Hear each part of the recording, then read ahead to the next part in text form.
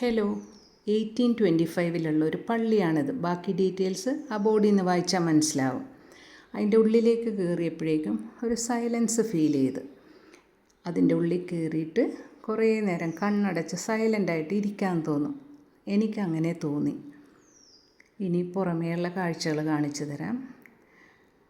അപ്പുറത്തെ സൈഡിലായിട്ട് ഒരു മലയുണ്ട്. ഇങ്ങനെ താഴത്തോട്ട് ഇറങ്ങി വരുന്നത്. അതിൻ്റെ ഇപ്പുറത്തായിട്ടാണ് ഈ കുന്ന്.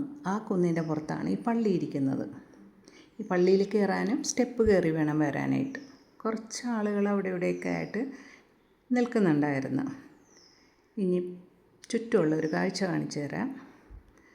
ഇതാണ് പള്ളിയുടെ ചുറ്റും. സ്റ്റെപ്പ് കയറിയിട്ട് വേണം പള്ളിയിലേക്ക് വരാൻ. സൈഡിലായിട്ടാണ് സെമിത്തേരി. ഉള്ളിൽ ഒരു സ്റ്റെയർ കേസ് ഉണ്ട്. ഇതിൽ കൂടെ കയറിയിട്ട് സൈഡിലുള്ള ബാൽക്കണിയിൽ ഇരിക്കാം. സെമിത്തേരിയിൽ അധികം കല്ലറകളൊന്നുമില്ല, കുറച്ചേ ഉള്ളൂ. ആളുകളും കുറവാണ്. പറ്റുമെങ്കിൽ പോയി കാണുക. ഓക്കെ.